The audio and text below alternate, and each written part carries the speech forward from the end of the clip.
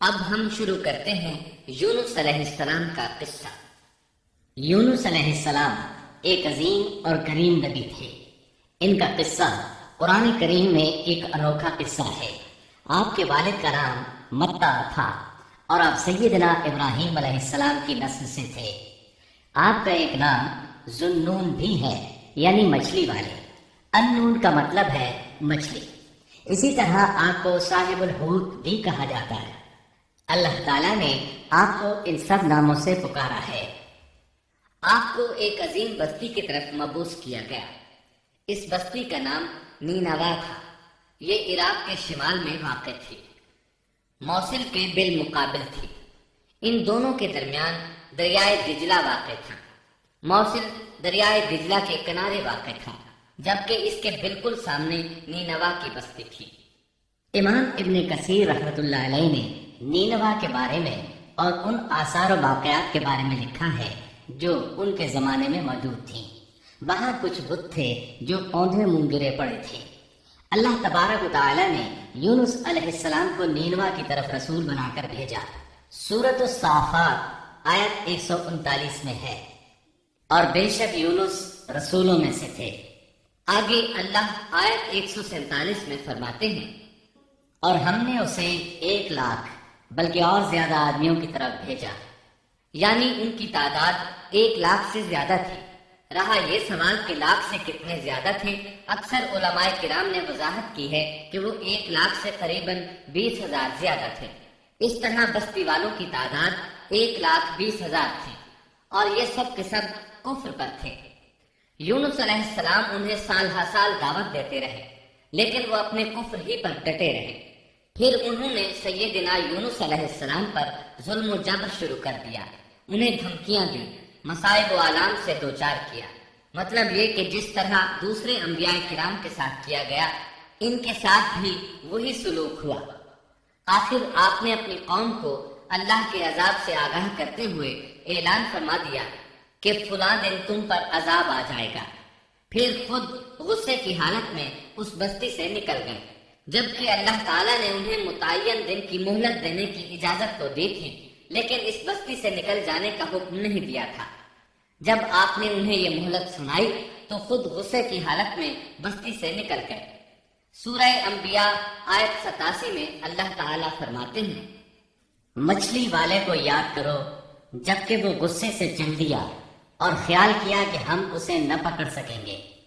اس آیت کی تفسیر میں امام رازی رحمہ اللہ لکھتے ہیں، جس نے یہ گمان کیا کہ اللہ تعالیٰ اسے پکڑنے کی قدرت نہیں رکھتا، وہ آدمی کافر ہے۔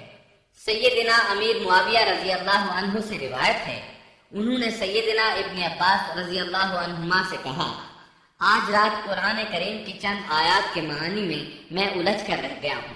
مجھے کوئی راستہ سجھائی نہیں دے رہا کہ اس الجھن سے کس طرح نکلوں۔ مجھے بس آپ ایسے نظر آتے ہیں جو ان آیات کا مطلب بتا سکتے ہیں۔ کم از کم میں ان آیات کی تفسیر اور تعبیر نہیں سمجھ سکا۔ ابن عباس رضی اللہ عنہما نے پوچھا، وہ کون سی آیات ہیں؟ سیدنا امیر معاویہ رضی اللہ عنہ کہنے لگے، یونس علیہ السلام کا یہ خیال کرنا کہ اللہ تعالیٰ ان پر قدرت نہیں رکھتے۔ یہ سن کر سیدنا ابن عباس رضی اللہ عنہما نے فرمایا، اس سے مراد یہ نہیں۔ یہ لفظ قدر یہاں تنگی کے معنی میں آیا ہے، قدرت اور طاقت رکھنے کے معنی میں نہیں۔ اللہ تعالیٰ نے قدر بمعنی تنگی اور قدر بمعنی قدرت دونوں کا استعمال کیا ہے۔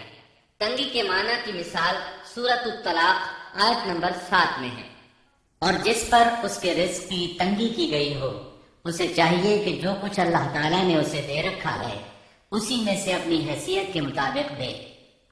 تو اس آیت میں بھی یہی معنی مراد ہے کہ انہوں نے گمان کر لیا ہم ان پر تنگی نہیں کریں گے، یعنی ان کا خیال یہ تھا کہ اگرچہ وہ اللہ تعالیٰ کی اجازت کے بغیر نکل کھڑے ہوئے ہیں، پھر بھی اللہ ان پر تنگی نہیں کریں گے، کیونکہ وہ اللہ کے ایک معزز نبی اور رسول ہیں، اور ان کی قوم کے لوگ اللہ کی گرفت اور اس کے عذاب کے مستحق ہیں۔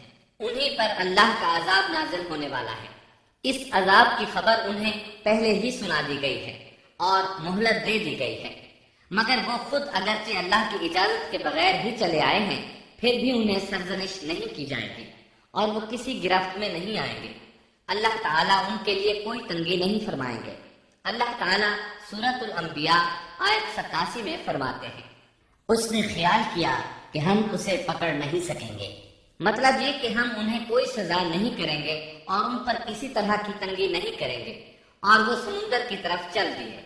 انہی دنوں میں عذاب الہی کی کچھ علامات نینوا بستی پر ظاہر ہونا شروع ہو گئی۔ ایک بہت بڑا سیاہ بادل ان کی طرف بڑھنے لگا۔ اس بادل میں آگ کے شعلے دکھائی دینے لگے۔ ان لوگوں نے یہ بادل ان متعین دنوں میں سے پہلے ہی دن دیکھ لیا۔ اس کو دیکھتے ہی وہ سمجھ گئے کہ جس طرح سیدنا یونس علیہ السلام نے انہیں آگاہ کیا تھا، یہ عذاب ان پر نازل ہو کر رہے گا، اور جو عذاب سیدنا لوط علیہ السلام کی قوم پر آیا تھا وہ اس کے بارے میں بھی اچھی طرح جانتے تھے۔ وہ بستی ان کی بستی کے قریب ہی تھی، اس لیے وہ ڈر گئے۔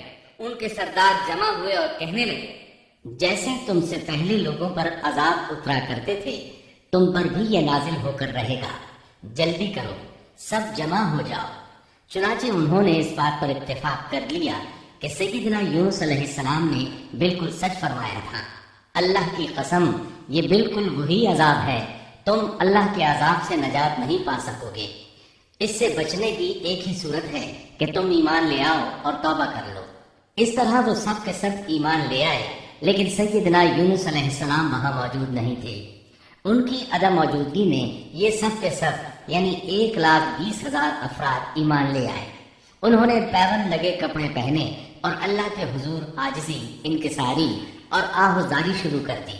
رونے لگے، اللہ سے بخشش مانگنے لگے، پھر اسی حالت زار میں باہر کھلے میدان کی طرف نکل آئے۔ ان کے سرداروں نے سب کو الگ الگ کر دیا، یہاں تک کہ ماں اور بیٹے کو بھی جدا کر دیا۔ سب اپنی اپنی جگہ پر، یعنی ماں اپنی جگہ پر اور بیٹا اپنی جگہ پر آہوزاری کرنے لگے تاکہ ان پر اللہ تعالیٰ کی رحمت نازل ہو جائے۔ یہ عذاب 3 دن تک ان کے سروں پر منڈلاتا رہا، اور یہ بھی مسلسل آہوزاری کرتے رہے، اپنی عاجزی ظاہر کرتے رہے، معافیاں مانگتے رہے۔ آخرکار اللہ تعالیٰ نے ان پر رحم و کرم فرما دیا اور عذاب کو ان سے پھیر دیا۔ اللہ تعالیٰ سورہ یونس آیت 98 میں فرماتے ہیں، چنانچہ کوئی بستی ایمان نہ لائی کہ ایمان لانا اس کے لیے فائدہ مند ہوتا، سوائے یونس کی قوم کے۔ مطلب یہ کہ سابقہ امتوں میں سے کسی کے بارے میں یہ سننے میں نہیں آیا کہ پوری قوم ایمان لے آئی ہو۔ تمام بستیوں میں ایک بھی بستی ایسی نہیں تھی، بس ایک یونس علیہ السلام کی قوم ایمان لے آئی۔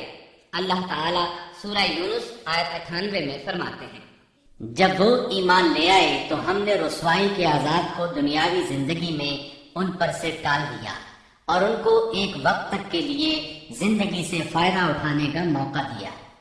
مطلب یہ کہ ہم نے انہیں دنیاوی زندگی کا لطف اٹھانے کا موقع دیا۔ اب اس قوم پر قیامت کے دن تک عذاب نہیں اترے گا۔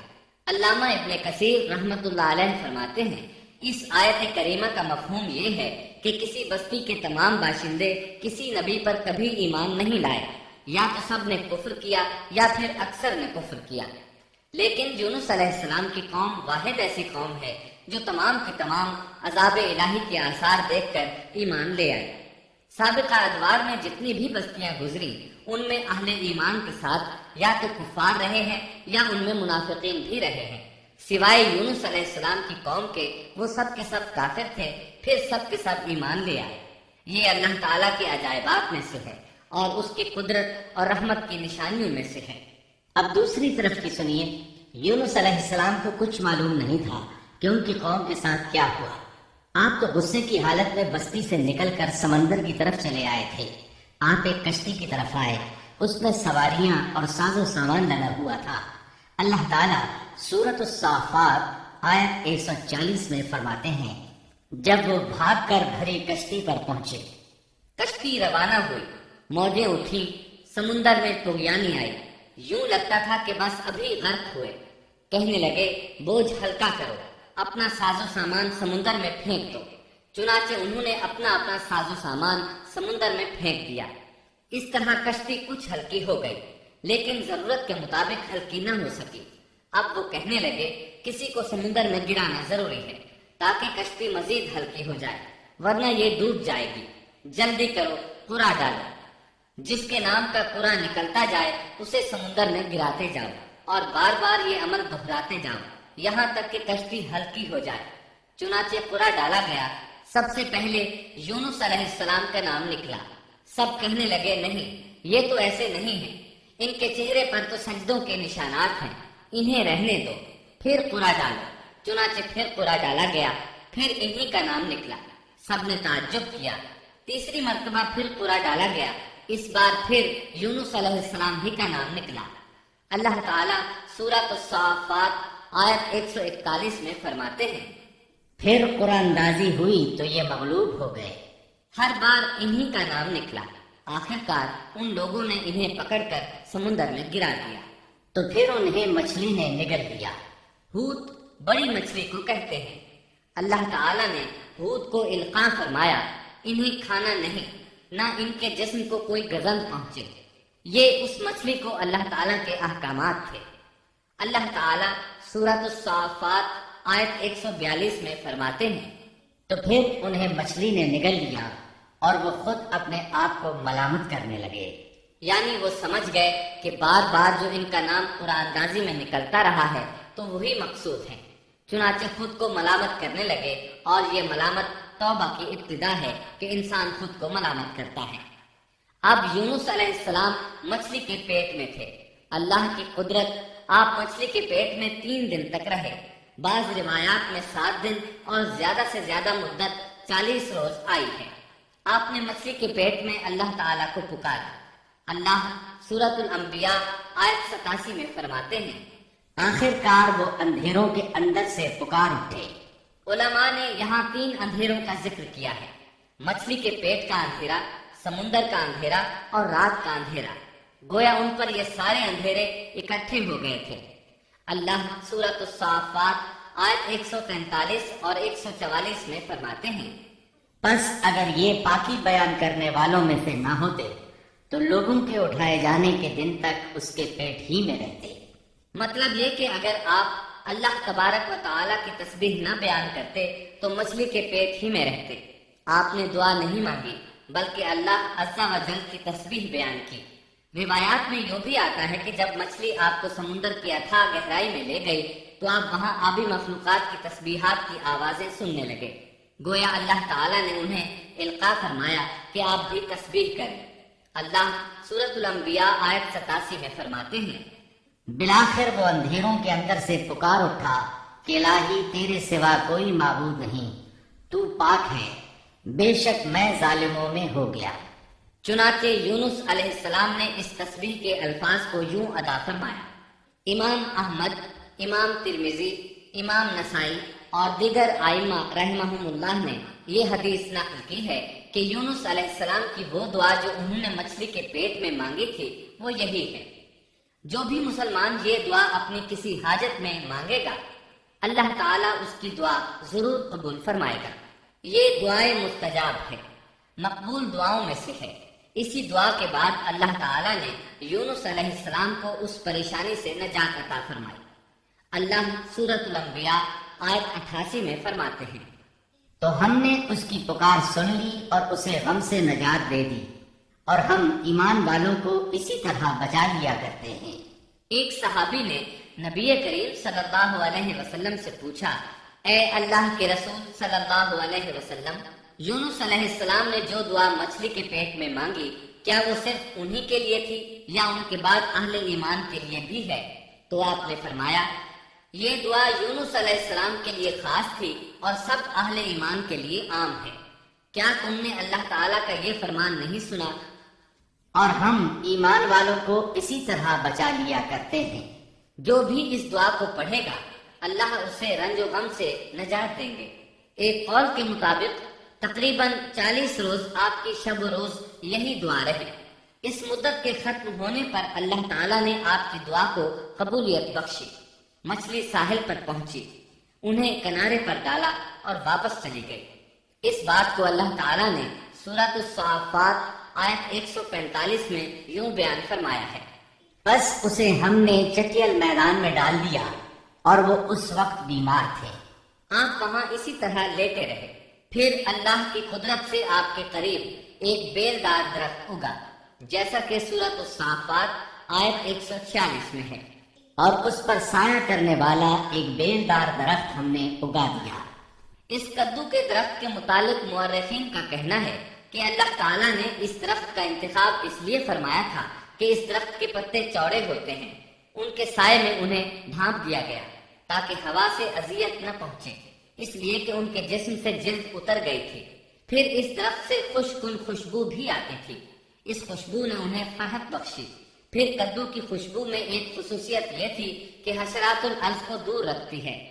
اللہ تعالیٰ نے انہی خصوصیات کی وجہ سے اس بیلدار درخت کا انتخاب فرمایا تھا تاکہ آپ ہر طرح کی تکلیف سے محفوظ رہیں۔ یہ ہے اللہ کی قدرت، سبحان اللہ۔ اسی طرح مفسرین یہ بھی کہتے ہیں کہ اللہ تعالیٰ نے ان کے پاس ایک پہاڑی بکری بھیجی، وہ آپ کے قریب آتی اور آپ کے سر کے اوپر اپنی ٹانگیں پھیلائے کھڑی ہو جاتی۔ اس طرح اس کے تھن آپ کے منہ میں چلے آتے اور آپ ان سے خواہش کے مطابق دودھ پیتے۔ یہ تھا آپ کا کھانا اور پینا۔ رفتہ رفتہ آپ کی حالت بہتر ہو گئی، توانا اور تندرست ہو گئے، پھر آپ اٹھنے کے قابل ہو گئے، اور یہ سب اللہ تعالیٰ کی مہربانی سے ہوا۔ جب آپ کی صحت لوٹ آئی تو اللہ تعالیٰ نے آپ کو پھر آپ کی قوم کی طرف بھیجا، جیسا کہ سورۃ الصافات آیت 148 میں ہے، اور ہم نے اسے 1,00,000 بلکہ اور زیادہ آدمیوں کی طرف بھیجا، پس وہ ایمان لے آئے اور ہم نے انہیں ایک زمانے تک عیش و عشرت دی۔ وہ سب کے سب آپ پر ایمان لے آئے تھے۔ اللہ تعالیٰ نے اس قصے کے ذریعے نبی کریم صلی اللہ علیہ وسلم کو اشارہ فرمایا ہے کہ دعوت دیتے ہوئے اکتانا نہیں۔ اللہ سورۃ القلم آیت 48 میں فرماتے ہیں، اور مچھلی والے کی طرح نہ ہو جائیے، ان لوگوں کو دعوت حق دیتے رہیے، دیکھیے وہ سال ہر سال دعوت دیتے رہے لیکن اکتائے نہیں، ان سے مایوس نہیں ہوئے۔ ان کی پوری بستی میں سے ایک بھی ان پر ایمان نہیں لایا تھا، لیکن جب ان سے مایوس ہو گئے تو انہیں اللہ کے عذاب سے آگاہ کر دیا اور منہ پھیر کر چل دیے تو وہ سب کے سب ایمان لے آئے۔ اللہ تعالیٰ سورۃ القصص آیت 56 میں فرماتے ہیں، آپ جسے چاہیں ہدایت نہیں دے سکتے، بلکہ اللہ تعالیٰ ہی جسے چاہتا ہے ہدایت دیتا ہے۔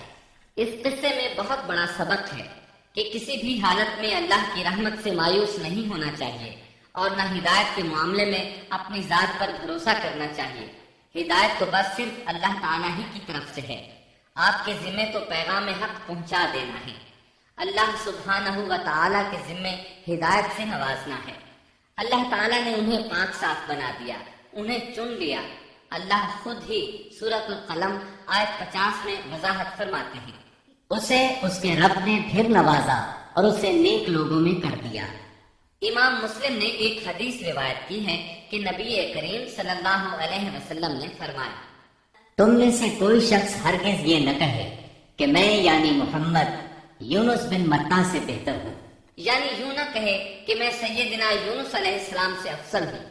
وہ اس طرح کہ وہ تو اپنی قوم کے ایمان لانے سے مایوس ہو گئے تھے اور میں مایوس نہیں ہوں، اس طرح بالکل نہ کہے، کیونکہ بالآخر اللہ تعالیٰ نے آپ کو چن لیا اور برگزیدہ بنا لیا اور صالحین میں داخل کر لیا۔ اس واقعے میں نبی کریم صلی اللہ علیہ وسلم کو جو ہدایت دی گئی ہے اس کا ذکر سورۃ القلم آیت 41 میں آتا ہے، پس تو اپنے رب کے حکم کا صبر سے انتظار کر اور مچھلی والے کی طرح نہ ہو جا۔ مطلب یہ کہ یونس علیہ السلام کی مانند نہ ہو جائیے جو اپنی قوم کے ایمان لانے سے مایوس ہو گئے تھے۔ یقیناً دین کی دعوت اور حق کے پرچار میں یہ بہت عظیم سبق ہے کہ داعی اللہ کو کبھی مایوس نہیں ہونا چاہیے۔ یونس علیہ السلام کا قصہ ختم ہوا